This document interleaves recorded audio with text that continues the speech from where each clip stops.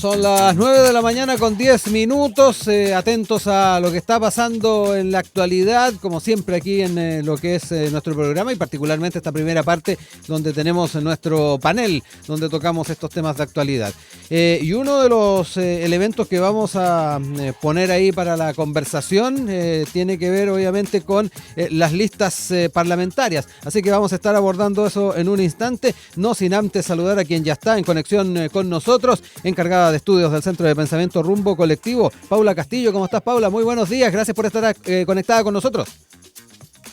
Hola, muy buenos días, muchas gracias a ustedes por la invitación.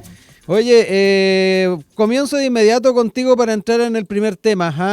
ahí a la expectativa de que se vaya sumando la otra panelista que tenemos el día de hoy, para hablar un poco del tema de las listas parlamentarias. Había bastante expectativa en torno al tema de ir en una lista unitaria en el oficialismo, de alguna manera esta señal o esta fuga, como también se le ha querido llamar, del Frente Regionalista Verde Social y Acción Humanista, de alguna manera rompen un poquito con ese esquema que se había planteado en principio. Desde el gobierno estuvieron durante la jornada del día de ayer, sin ir más lejos, insistiendo en esta unidad oficialista. Sin embargo, al menos en lo último que se ha estado conociendo, esta lista aparte de regionalistas y también Acción Humanista sería un hecho. Dentro de lo que también se ha planteado durante estas últimas horas, y particularmente recoge ahí algunas opiniones que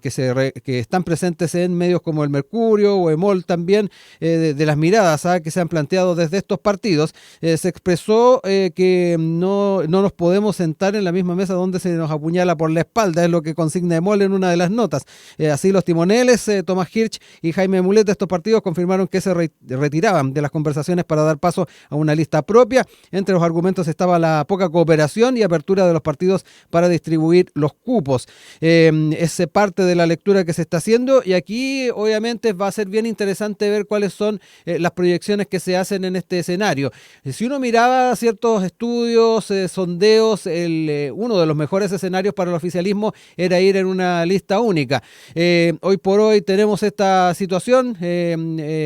En todo caso, también mirando un poquito lo que ha planteado medios de prensa durante el día de hoy, en cuanto al escenario que se ha configurado finalmente, la tercera recoge que de alguna manera la salida de estas colectividades, que recordemos son las más pequeñas del oficialismo, ayudarían a descomprimir un poco las tratativas y esto estaría facilitando también el escenario para llegar a una propuesta común, al menos en esta lista con una mayor cantidad de partidos. Pero Paula, me quedo contigo para que me cuentes también un poquito cuál es tu mirada respecto a este nuevo escenario que se está configurando. Veo difícil que se pueda finalmente retroceder en esto por parte de regionalistas verdes como también de Acción Humanista, pero cuéntame tú también cuál es la mirada que tienes desde tu perspectiva. Creo que si bien podía haber sido uno de los escenarios que mi mismo Jaime Mulet había comentado como a principios de año, sí, no era tampoco el espíritu de lo que se había estado conversando y proponiendo previo a la primaria y también como las semanas siguientes una vez que esto se había realizado. En ese sentido, a mí me llama la atención el tono con el que ha salido en varias declaraciones Mulet, Hirsch, hablando de que si bien intentaron sentarse a negociar cuando su idea era dos listas, no prosperó por una falta de inteligencia y una falta de sacrificio. Creo que los trapos sucios se lavan en casa y no es algo que debiese ser parte de las declaraciones que está dando menos a los medios de comunicación con tanta liviandad. Y en ese sentido, sobre todo como por el comentario de la falta de sacrificio, o sea, creo que también hay que mirar un poco la proporción de ya cuántos cupos habían disponibles. Era una alianza hace unos días entre 9 partidos, sí, obviamente habiendo salido recién de unas elecciones donde también, o sea, la Federación Regionalista Verde Social estaba pidiendo 8, 9 veces los cupos de los diputados que tenía. Entonces, creo que también ahí hay que bajar un poco la pelota a piso de cuál es el escenario también en el que se encontraban y qué bueno que dentro de todo se diga claramente de que se va a apoyar a la candidata Jara y de que finalmente van a ser 2 listas detrás de ellas, pero creo que este no era en ningún caso el espíritu con el que se esperaba que qué partidos y qué movimientos que también estaban detrás de la candidata y están detrás y se alinean también con el progresismo salgan a hablar en medios. Sí. Quiero hablar también de los efectos, porque más allá de que se ha señalado que el apoyo a la candidata se va a mantener por parte de estos partidos independientes de que se genere esta lista alternativa, es importante ver también cuál es la sensación o la reacción que puede generar en el electorado. Quiero saludar también a quien ya se nos suma a nuestro panel, integrante del Consejo Regional de Evópoli en Valparaíso, Noemí Díaz. ¿Cómo estás, Noemí? Muy buenos días. Gracias por acompañarnos. Parece que ahí se nos quedó la señal congelada. Vamos a ver si podemos entonces retomar ese contacto. Nos quedamos con Paula por mientras y yo te señalaba. Aquí bien importante ver cómo vamos proyectando escenarios y uno de ellos tiene que ver con efectivamente cómo el electorado hace la lectura o la mirada de esta señal. El compromiso con la candidatura, reitero, lo han mantenido estos partidos. Sin embargo, no es menor la forma en que se puede leer por parte de la ciudadanía esta señal. ¿Cómo lo ves tú, Paula? ¿Hay inquietud al respecto? Más allá de que, como decían, creo que no era el espíritu que tampoco se esperaba por parte de las dirigencias de estos partidos. Sí, también dentro del escenario, el conglomerado ya también tenía en consideración, y creo que es algo que todos podemos ver, de que varios de los partidos como de esta otra lista no son partidos que se consideraran oficialistas. De hecho hay algunos movimientos todavía no constituidos como partidos y que de todas maneras iban a ir en una lista parlamentaria alternativa, más que nada como por cuestiones como de los cupos o de ciertos territorios que querían disputar. Entonces en ese sentido era un escenario ante el cual me imagino que los partidos ya estaban sacando los cálculos y preparándose a cómo lo iban a enfrentar. Que salgan estos dos partidos de lo que había sido esta nueva y esta como esta alianza 2.0 del oficialismo y que se vayan a esta otra lista, para términos parlamentarios no debiese afectar más allá, por ejemplo, del apoyo irrestricto que le van a dar a la candidata Jara, y en ese sentido creo que ahí el gesto político también tiene que ir hacia que, aunque existan dos listas parlamentarias, en conjunto también se busque alcanzar estos 4/7 del Congreso. Al final esa es la meta, y si se identifican también ambas listas como parte del progresismo, esperaría que entonces den las señales hacia ese mensaje de que entre ambos puedan lograr de todas maneras los 4/7 del Congreso, y entonces también poder hacer frente a los retrocesos que hoy en día está planteando la derecha si es que eventualmente llega al Poder Ejecutivo. Paula, fundamental va a ser el relato, que haya un relato común acá, porque bueno, más allá de que vayan a tener esta lista alternativa, desde ambos partidos, desde los regionalistas Verde Social y también de Acción Humanista, se van a mantener de alguna manera también en lo que es la mesa, obviamente desde la perspectiva de ir organizándose también en lo que se viene para la parlamentaria. Esto me da la impresión de que también es un elemento importante a la hora de poder ir generando un relato común, que me da la impresión de que es un tema fundamental para asegurar esa unidad en torno a la candidatura de Janet Jara, independiente de que se vaya por listas distintas. ¿Cómo ves también eso? Creo que ese tipo de mensajes y de señales que sean claras respecto de que puedan seguir alineándose detrás de la misma candidata por la que habían mostrado apoyo antes, es clave también para que se pueda también comprender de que puedan haber dos listas parlamentarias que a lo mejor puedan estar teniendo estrategias electorales distintas, pero que finalmente el motivo por el cual se están postulando, muchos de los principios, muchos de los valores y también los objetivos con los que quieren llegar y disputar esos escaños son compartidos y pueden conversar entre sí. Finalmente creo que ahí este tipo de señales también da a entender algo que la ciudadanía lleva años también expresando muy claramente en distintas instancias, en las encuestas, de que busca que también quienes disputan el poder y quienes son representantes políticos tengan esa capacidad y esa voluntad de ceder en sus posiciones personales con tal de poder llegar a un acuerdo mucho más grande. Entiendo que acá, por supuesto que también hay límites en aquello que se puede Sí, ceder y en aquello que no. Me imagino que también esos límites van a ser distintos para las personas, para las distintas personas, los distintos partidos, pero que puedan seguir proponiendo también un conglomerado y un bloque progresista para Chile que pueda seguir impulsando reformas como las de este gobierno, va a ser también clave para dar cuenta de cuál va a ser el actuar que tenga finalmente, y en ese sentido eh, será la ciudadanía quien decida por cuál de las listas votar, sin prejuicio que, como decía, ya era algo que me imagino sí. que los equipos electoralistas ya tenían considerado en sus cálculos. Esto puede cambiar algunas cosas, pero no debería ser nada tan trascendental, y la estrategia, al menos de lo que han comentado en medios, ahora estas oficialmente dos listas Sí. parlamentarias van a seguir siendo las mismas. Vamos a conectar con Noemí Díaz, integrante del Consejo Regional de Bópoli en Valparaíso, por audio. Ahí la tecnología de video estuvo ahí complicándonos un poco, pero la tenemos en audio y la vamos a saludar. ¿Cómo estás, Noemí?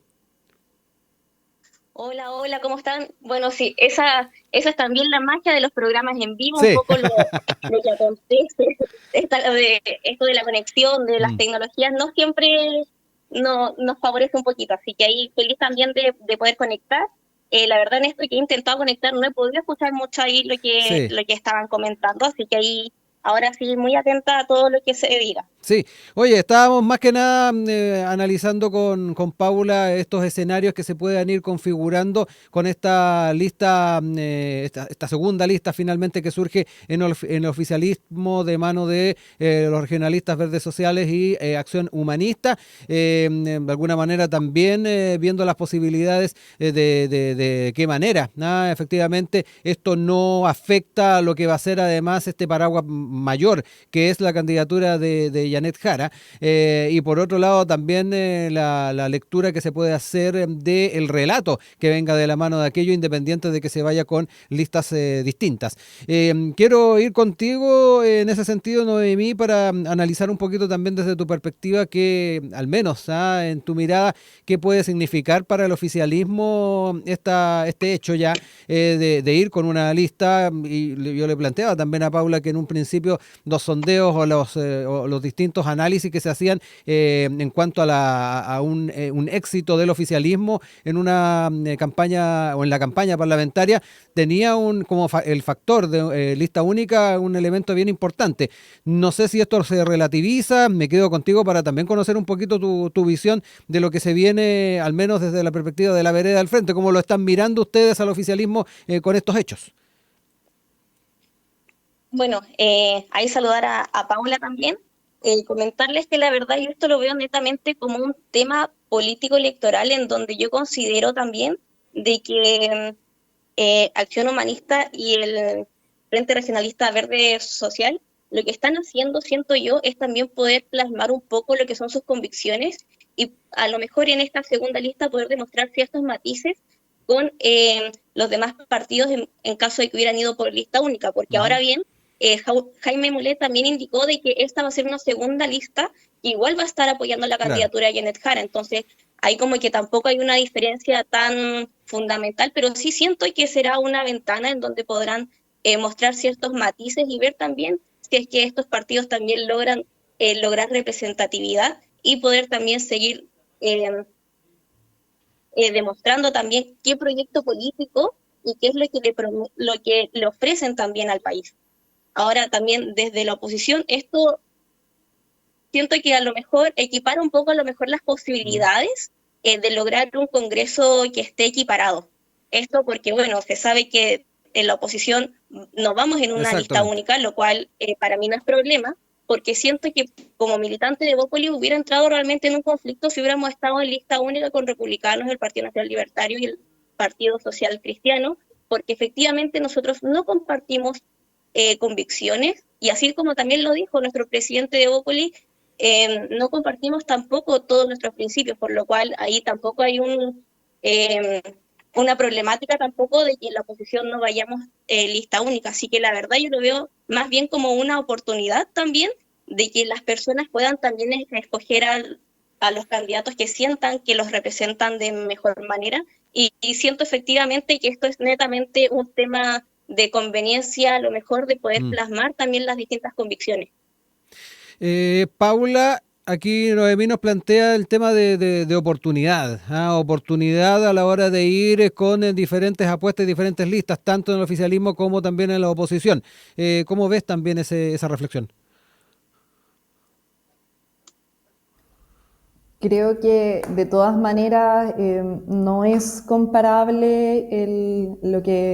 la decisión que se formalizó ayer de esta segunda lista parlamentaria en el cual también participa FREPS, participa Acción Humanista, más que nada porque fueron parte de lo que fue la primaria. Por tanto, hubo una voluntad al principio y sigue estando esa voluntad de un proyecto que encabece el poder político de Chile que sea en conjunto. Entonces, en ese sentido,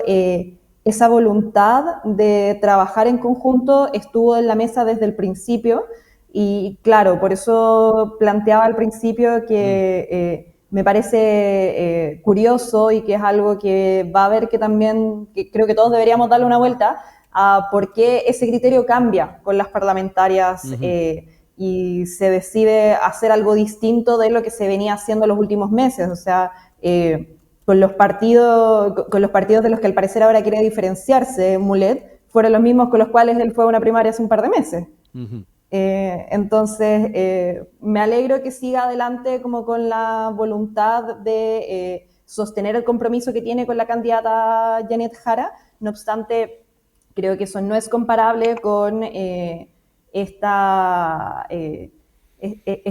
intento de una alianza, pero después no, pero después sí, que ha tenido que ha estado como coqueteando Chile Vamos con republicanos y todos los que se quieran unir a él finalmente, porque creo que también el discurso que han tenido los distintos partidos que componen Chile Vamos ha sido muy distinto y en ese sentido me alegro que Evópoli tenga la fuerza y la voluntad de decir que no comparte esos principios y por tanto ni siquiera por una estrategia electoral iría en conjunto con partidos que hoy en día proponen una alternativa autoritaria al país. No obstante, no es lo mismo que han dicho sus compañeros de alianza. Muy por el contrario, los quisieron invitar de todas las formas posibles y terminó siendo republicanos quienes los rechazaron. Noemí, vuelvo contigo. También tus apreciaciones a propósito de las reflexiones de Paula y particularmente quedarnos en el tema de la comparación. No lo veía tan pertinente, no sé cómo lo analizas tú. Bueno, tal como decía Paula, desde Evópoli hemos sido categóricos también en mantener siempre la defensa de nuestros principios y de las libertades, en donde nosotros también justamente por esto es que hemos estado trabajando y pensando solamente en la posibilidad de que sea Evelyn Matei quien llegue a segunda vuelta. Nuestros esfuerzos van a estar en eso, porque es justamente la candidata que con la que nosotros compartimos mayores principios, mayores convicciones y que también vemos la experiencia de poder trabajar, de gestionar, y no solamente de parte de la candidata Evelyn Matei, sino que también de los equipos que la están acompañando y también de los partidos que estamos detrás. Mientras el oficialismo realizaba sus primarias y los distintos partidos tenían a sus respectivos candidatos, desde Chile Vamos estábamos todos trabajando en distintos ejes programáticos, pero de manera conjunta para poder entregar así un programa robusto, con una visión de Estado, con una visión de futuro, que sea también capaz de dialogar. Y no solamente eso, sino que también la capacidad que muchas veces la candidata Janet Jara ha dicho de que es una candidata súper abierta al diálogo, pero últimamente hemos visto por sus declaraciones de que no va a ir a los foros y a los debates porque dice que es tiempo de conversar con los chilenos. Ahora bien, yo me pregunto, conversar con los chilenos le quita tiempo para estar, por ejemplo, en foros en donde a lo mejor las distintas ideas y los distintos programas, o sea, las distintas convicciones y todos aquellos ejes programáticos que debiesen estar en su programa, por medio de los debates también es una manera de visibilizarlo y que sea un poco más masiva la llegada. Ahora bien, yo no creo que sea uno o el otro, yo creo que también es parte del trabajo que debiera hacer la candidata del oficialismo, poder lograr gestionar y coordinar y organizarse también para poder estar en ambos. O sea, yo no creo de que sea o estar con los chilenos debatiendo, no sé, o hablando en juntas de vecinos, como también que eso sea contrario a ir a foros y a debates. porque hemos visto también que la candidata de Chile Vamos, Evelyn Matei, lo ha podido congeniar de buena manera. Hace unas semanas la tuvimos acá en Valparaíso, en el Día del Camionero, que se celebró acá en el terminal de pasajeros, en donde también la candidata Evelyn Matei ha estado en distintas organizaciones, pero también ha estado en distintos foros, en donde ella ahí también logra plantear de manera un poco más masiva cuáles son las distintas propuestas que ofrece para cada rubro y cada aspecto del país. Paula, te dejo espacio, obviamente ahí hay temas que seguramente vas a querer hacer contrapunto, pero además, a propósito del tema de las diferencias entre lo que está pasando en el oficialismo, en el tema de las listas y la oposición, también es importante saber cómo, si efectivamente la ciudadanía y el electorado hace esa diferencia y si efectivamente ahí hay que tener un trabajo especial para evidenciarlo. Te dejo esa consulta y obviamente si quieres hacer los contrapuntos necesarios queda el espacio listo. Creo que sí se va a poder diferenciar en la medida de que van a ver, por ejemplo, las típicas fotos de los candidatos a diputados, senadores, van a ser todos con la misma candidata presidencial.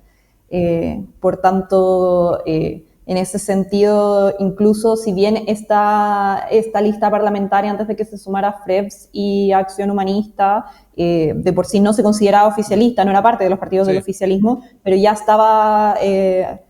muchos de ellos apoyando a Janet Jara. Si eso sigue adelante, como creo que no debería cambiar tanto la imagen. Y como decía, me imagino que ya era un cálculo que tenían considerado dentro de los equipos electorales y de números de los respectivos partidos y del comando. Ahora bien, respecto de la estrategia de la candidata Janet Jara, a mí me había llamado mucho la atención la cantidad de debates temáticos que ha habido estos últimos meses. No es algo habitual, los años anteriores habíamos visto más bien un acuerdo entre distintos medios de comunicación o a lo mejor entre distintos gremios para hacer una serie de debates mucho más acotada. También el esfuerzo que requiere para los candidatos es bastante, y ya hemos visto a varios, sobre todo de la derecha, que cuando se cansan mucho empiezan a errar en la táctica, y sobre todo si tienen una estrategia dual,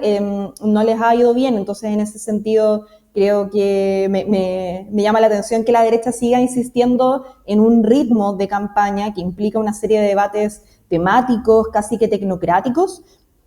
que también están muy alejados de lo que ha sido de la tradición de las elecciones en Chile, y en ese sentido la izquierda, el progresismo, ha ganado la gran mayoría de las elecciones desde el retorno a la democracia. Creo que si hay algo que sabe hacer la izquierda, además de gobernar, si no hubiese ganado de nuevo, es también ganar esas campañas. Entonces, en ese sentido, si la estrategia que dio ayer el comando cuando anunció esta gira de Janet Jara se mueve por Chile, me imagino que también tenía en consideración que hay una decisión política y hay una estrategia detrás de decir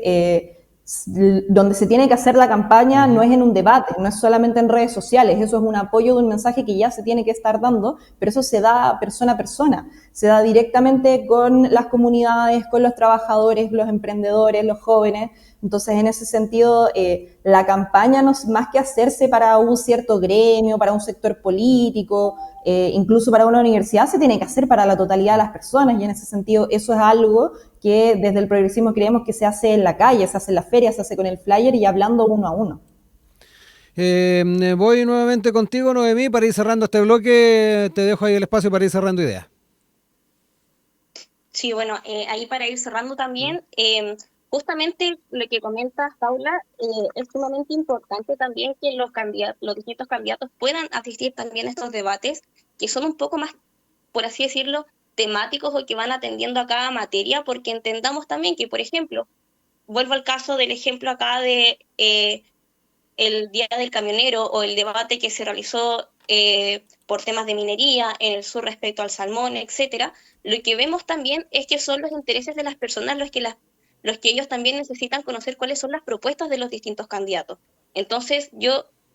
insisto con que creo que una cosa no se resta de la otra, poder asistir a distintas organizaciones sociales, juntarse también con las personas, no tiene por qué ir en contra o no tiene por qué ir en perjuicio de que los distintos candidatos puedan estar también en los debates que son más masivos, y que, por ejemplo, las personas que a lo mejor no estamos muy relacionadas con el área de la minería, podamos también entender qué es lo que proponen los distintos candidatos respecto a eso, y cómo también nosotros podemos ir integrando todas estas distintas propuestas y entender también un poco qué es lo que le ofrecen al país. Entonces, en ese sentido, yo creo que es sumamente positivo que hayan tantos debates. Ahora, respecto a lo que decía Paula, de que Evelyn Matei, o como lo decía, que la derecha ha tenido un ritmo como de estar mucho en campaña, y decía también de que, bueno, como decía Paula también, de que la izquierda, ella mencionaba que ha sabido ganar elecciones, sí, pero también respecto a eso de saber ganar elecciones, nos ha dejado a nosotros los jóvenes un perjuicio del cual antes no teníamos y del cual ahora nos tenemos que hacer cargo, porque hoy en día quienes nos gobiernan son jóvenes que llegaron con la bandera de lucha de que iban a cambiarlo todo porque eran jóvenes y que por eso teníamos que confiar en ellos, pero realmente ahora los que somos jóvenes y estamos en política, tenemos esta doble barrera o este doble techo de cristal, como suelo decir yo en un programa al que asisto semanalmente, en donde nosotros tenemos ahora que además que intentar romper este techo de cristal de entender de que somos jóvenes y que estamos en política, también intentar explicarle a la ciudadanía de que no porque los que hoy día nos gobiernan, que son jóvenes y que dijeron que lo iban a cambiar todo, significa que todos los jóvenes usamos las mismas estrategias, por así decirlo, los mismos mecanismos para intentar llegar a puestos en donde podamos ejercer algún tipo de liderazgo. 9:39, estamos de regreso acá en Enlace USACH con nuestro panel habitual de comienzo de programa, junto a Noemí Díaz, integrante del Consejo Regional de Evópoli en Valparaíso, y con Paula Castillo, encargada de estudios del Centro de Pensamiento Rumbo Colectivo. Vamos a cambiar de tema y, como lo decíamos, a las proyecciones que se están haciendo desde el Ejecutivo, no solamente de lo que queda de mandato, sino que además mirar en retrospectiva lo que se ha estado haciendo. Y en ese sentido es parte de lo que estuvo planteando el presidente Gabriel Boric en el contexto de la ceremonia de implementación de la Estrategia de Medicina General de Salud Digital para Postas Rurales que se desarrolló en Coltauco, y ahí hizo una lectura crítica de la manera en que cada gobierno asume su llegada al poder. Ahí recojo información de La Tercera, el mandatario tuvo sus declaraciones y que se dan además en este contexto de estos últimos meses de mandato, y ahí recordó en torno a la política de salud que el año 2005, hace 20 años, el presidente Lagos implementó el programa de Salud Responde, que permitía resolver dudas y entregar asistencia vía telefónica, y en 2018 el presidente Piñera desarrolló el proyecto de Hospital Digital. En ese punto es donde el mandatario señaló que hoy día en nuestro gobierno hemos expandido de manera muy significativa las postas rurales, así progresa Chile con visión de largo plazo, visión de Estado, construyendo sobre lo que hicieron nuestros antecesores. No se empieza de cero, fue enfático ahí, y no puede ser que cada gobierno pretenda barrer con lo que se hizo antes, independiente de que hayan o no hayan cambios políticos. Lo importante son las personas, porque son ustedes los que quedan. Nosotros pasamos, a mí me quedan 7 meses, pero la posta y la atención digital va a quedar, y de esto se van a poder beneficiar ustedes. Es parte de la lectura que hace el presidente en torno al tema de las políticas públicas de permanencia o las propuestas de permanencia que, si lo vemos en contexto y a propósito de este cambio de color político en la administración que hemos tenido en los últimos años, toma importancia, obviamente. Quiero entrar en este tema y voy a partir ahora contigo, Noemí, para que me cuentes un poquito sobre este enfoque que hace el presidente en torno a estas políticas de permanencia, y bueno, ¿y cuál es la mirada tuya a propósito de lo que señala también el mandatario en cuanto a los avances que se han hecho en el actual gobierno? Bueno, a ver, yo voy a partir diciendo coherencia, por favor. Es bueno decirlo, pero también más importante es hacerlo. La continuidad de las políticas públicas debe ser, por tanto, un compromiso desde el primer día, y no solamente, como lo hemos escuchado últimamente, como un discurso casi que de despedida, porque la estabilidad institucional nosotros tenemos que entender que es la base para que el Estado sirva a las personas, más no para que cada gobierno o para que cada proyecto político pretenda inventar la rueda. Hemos visto hoy en día también que así como el presidente Gabriel Boric dice de que hay políticas públicas que hay que mantener en el tiempo y que esto no se puede ir cambiando dependiendo del sector político de cada gobierno, déjenme decirles de que el legado que va a dejar este gobierno, por lo menos acá en la quinta región, es lentitud e ineficacia respecto a la reconstrucción, bueno, a la tardía reconstrucción tras el mega incendio de 2024 que afectó Viña del Mar, Quilpué y Villa Alemana, en donde incluso esta semana en la Comisión Especial Investigadora por la misma reconstrucción se le dijo, de parte incluso del diputado Diego Ibáñez del oficialismo, se le dijo a la ministra de Salud que no han respondido los oficios respecto a los oficios que serán solicitados desde la misma comisión. Entonces, ahí también hay que tener ojo, porque lo que hemos visto también es que hay áreas críticas como seguridad, crecimiento, salud, trabajo, en donde hace unos días hablábamos sobre la polémica de que se han creado 141 empleos. Entonces, al final, ese es el discurso y ese es el legado que está dejando este gobierno, que al final son políticas públicas que vamos a tener harto para evaluar, para poder hacer análisis también y poder ver también con más detalle todo es lo que ha fallado este gobierno. Entonces, al final, por lo que puedo concluir respecto a esto, es que Chile no merece más retrocesos por cambios de gobierno, merece sí un gobierno que esté a la altura y sea capaz, por ejemplo, de gestionar, de dar respuesta incluso a las solicitudes de oficio que se emanan desde una comisión. Entonces, al final, aquí lo que vemos es que hay falta de coherencia en el relato y en la petición que hace el presidente Gabriel Boric con el respeto que merece porque es el presidente. Entonces, al final, este compromiso con la continuidad no puede depender de quién esté en la moneda y, como decía, la coherencia es clave para que la ciudadanía vuelva a confiar en la política. Hoy día la ciudadanía está sumamente cansada de esta disputa de derecha y de izquierda, que la candidata Janet Jara, que es comunista, que les molesta que uno diga que es comunista, pero ella milita en el Partido Comunista, también del candidato José Antonio Kast, que es republicano, pero también muchas personas que están en la política lo tratan de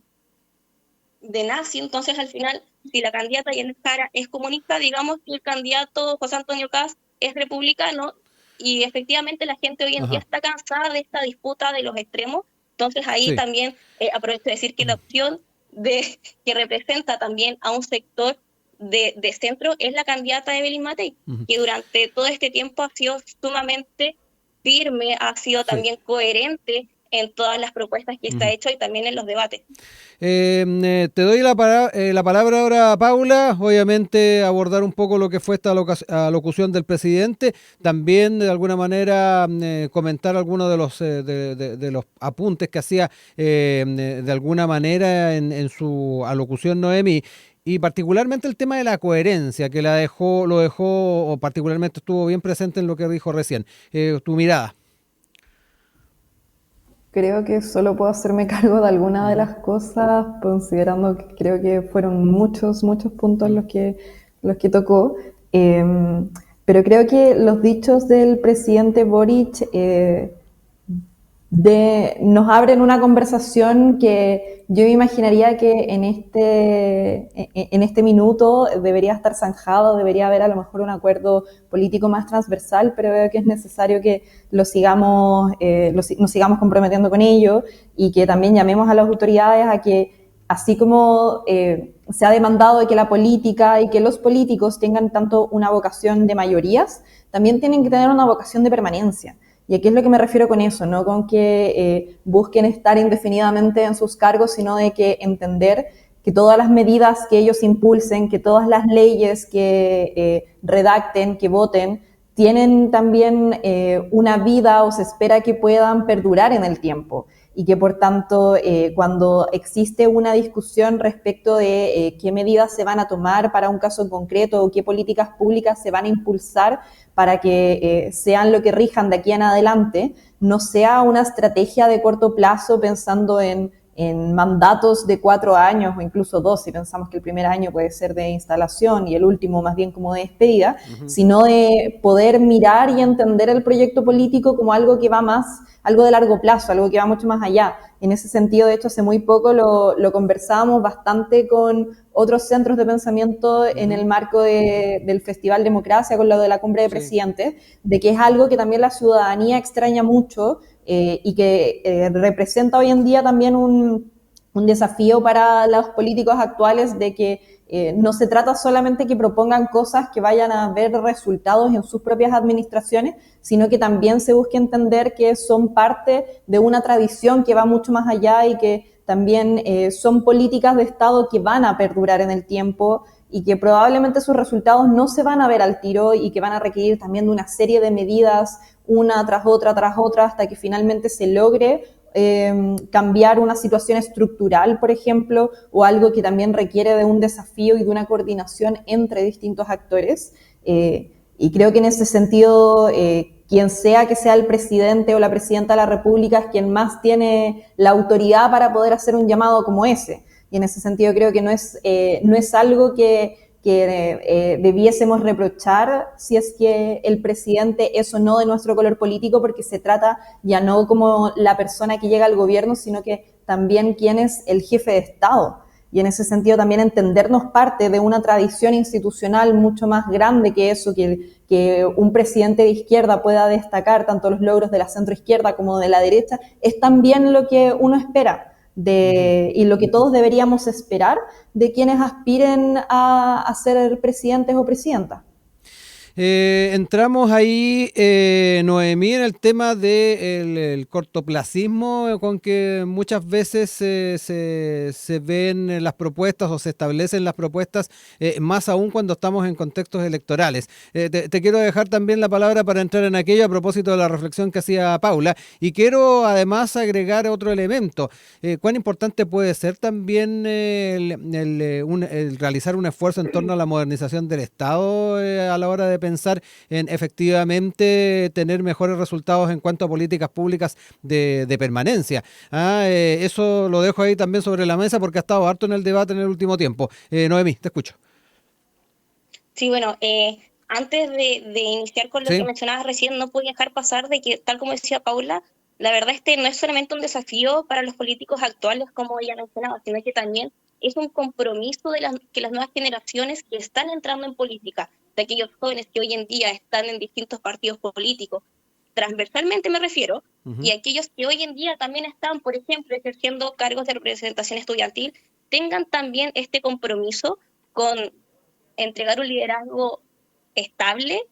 profesional, que entregue certezas también de que esto no va a cambiar dependiendo de quién esté liderando, ya sea una juventud política, un centro de estudiantes en alguna universidad, etcétera, sino que también es un compromiso que tenemos que asumir las nuevas generaciones que estamos entrando en política, porque así como decimos desde Bópoli, necesitamos personas que vengan a oxigenar la política, y esto no se trata solamente de cambiar los rostros de las personas que están en política, sino que también de cambiar la manera en que se hace política, con responsabilidad, con coherencia, como yo mencionaba adelante. Entonces, al final lo que necesitamos es esto, es compromiso,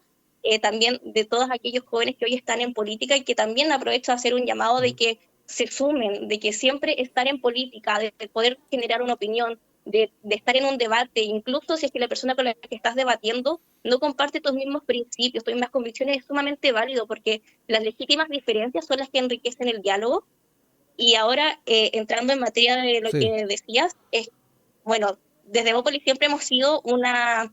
oposición que, si bien es crítica, pero que no hace críticas destructivas, sino que también hace críticas constructivas. Entonces, en ese sentido, debo reconocer que este gobierno ha impulsado avances relevantes en materia laboral, como por ejemplo la reducción de la jornada a 40 horas. Y esto ha abierto diversos espacios de discusión sobre, por ejemplo, modernización del Estado, salud, etcétera. Sin embargo, estos esfuerzos pierden fuerza cuando no se acompañan de una ejecución eficiente y una evaluación de resultados y de una continuidad, como decías tú, asegurada más allá de este ciclo político. Porque, por ejemplo, respecto a la reducción de la jornada Ujú. laboral, muchas pymes, muchas medianas y pequeñas empresas se han visto sumamente complicadas respecto a esto, porque no saben cómo lo van a hacer después, cómo van a lograr pagar esto, eh, las remuneraciones de las personas que trabajan en las distintas pequeñas y medianas empresas. Entonces, al final, tal como decía Paula, tenemos que pensar en políticas públicas que logren perdurar en el tiempo y que trasciendan más allá de lo que le convenga a cierto sector político. Y al final es por eso también que tenemos que mirar el futuro del país de manera responsable, respetuosa también con las instituciones, y también, vuelvo a mencionarlo, de manera Ujú. coherente, porque aquí no da lo mismo quién gobierna, por lo tanto tampoco da lo mismo quiénes están hoy en día en el Congreso. Ojalá logremos una estabilidad, eh, y un gobierno que esté equiparado en las fuerzas políticas, porque al final necesitamos de este sano debate para poder realizar políticas públicas, leyes, etcétera, que realmente atiendan a una visión de Estado. Por ejemplo, ayer en la Comisión de Desarrollo Social, en donde las fuerzas están bastante equiparadas, lograron también votar un proyecto que modifica los permisos, los requisitos de los permisos municipales que se dan para guarderías infantiles, en donde, por ejemplo, transversalmente analizaron y se dieron cuenta de que quien como iba a una municipalidad a pedir un permiso para abrir una botillería, era el mismo casi estándar para poder abrir una guardería. Entonces ahí estaban poniendo a los niños primero, una bandera tan importante para Evópolis, que al final son miradas de manera transversal y que nos damos cuenta efectivamente de que necesitamos de este sano debate. Nos quedan poquitos minutos, así que Paula, te dejo espacio para ir cerrando el panel del día de hoy, también este bloque y obviamente entrar en estos caminos que eventualmente se pueden ir tomando a la hora de pensar en el fortalecimiento de estas políticas públicas de largo aliento, que vayan más allá de 1 o 2 periodos presidenciales, que sean de mayor tiempo. Sí, en ese sentido rescato que estemos de acuerdo con Noemí en que quienes participen del debate político también tienen que ser respetuosos de las instituciones, porque en ese sentido me gustaría añadir otra variable a esta conversación, que es que los últimos días hemos visto declaraciones que demuestran todo lo contrario. Hace tan solo unos días José Antonio Kast, no sé si tratando de simular el bronceado de Trump o yendo a buscar la motosierra de Milei, pero puso en duda el apoyo y el respeto a otra institución del Estado que es el Congreso.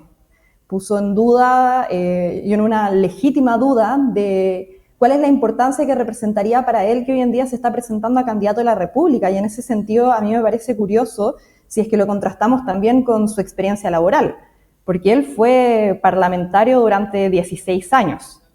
16, entre los cuales entre dieta y asignaciones recibió más de 2.000 millones de pesos. El mismo candidato que quiere simular otros discursos y que habla del gasto público, de que hay que reducir al Estado, pero que durante 16 años ha vivido de un sueldo millonario pagado con la plata de las chilenas y de los chilenos. ¿Y todo eso para qué? Para que a finales del 2017 solo haya participado en 10 de 44 sesiones del Congreso y aún así haya decidido cobrar el 100% de su sueldo. Entonces, en ese sentido, creo que también es importante que las personas a las que les invitemos y también elijamos a ser parte dentro del debate público, dentro de la discusión de políticas públicas, sean personas que tengan un respeto también por el Estado y por las instituciones chilenas, que